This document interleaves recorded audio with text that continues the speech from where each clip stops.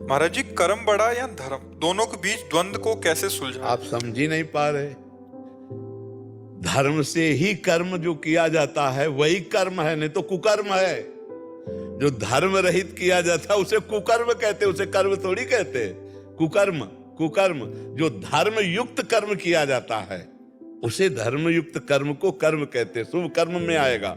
और जो धर्म से रहित कर्म है वो तो कुकर्म है। तो आप क्या समझते हैं कि कर्म बड़ा कि धर्म बड़ा?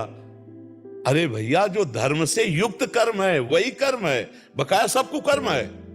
आप देखो, जैसे आप बात करो, जैसे देखो पत्नी है और पति है, दोनों का धर्मयुक्त संबंध है। जो पत्नी के साथ क्रिया है वो धर्मयुक्त है, इसलिए पाप नहीं है। और वही किसी और की पत्नी के साथ क्रिया हो गई, कर्म तो वही है, तो कुकर्म हो गया ना। धर्मयुक्त कर्म हुआ तो निष्पाप है, और वही कर्म दूसरी स्त्री के साथ हुआ तो पाप बन गया कि नहीं बन गया? कुकर्म हो गया। जो धर्मयुक्त कर्म है वही कर्म है, और सारा का सारा कुकर्म है। महाराज जी, धर्म क्या है? धर्म जो शास्त्र और संत महात्मा जिसका प्रवचन करते हैं, निर्णय करते हैं, तस्मात् शास्त्रम प्रमाणन्ते कार्याकार्यो व्यवस्थितो।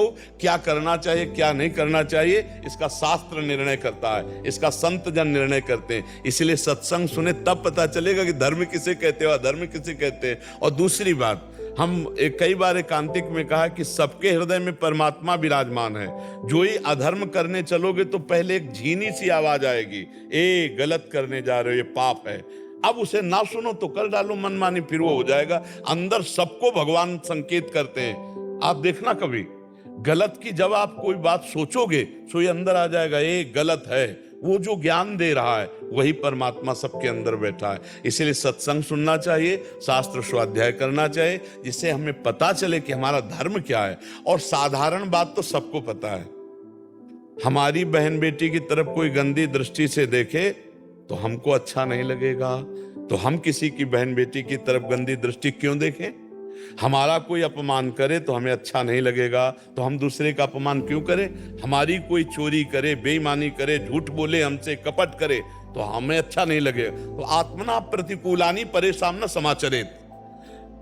कुछ बातें तो ऐसी हैं जो स्वाभाविक आपको पता है, लेकिन आप अपनी बहन को बहन समझते हैं, दूसरे की बहन की तरफ दृष्टि गंदी डाल देते हैं। आप अपने तो ईमानदारी का व्यवहार चाहते हैं दूसरे से, लेकिन दूसरे के साथ बेईमानी करने में आप चूक नहीं करेंगे। ये जो गलतियां हैं यही कुकर्म है।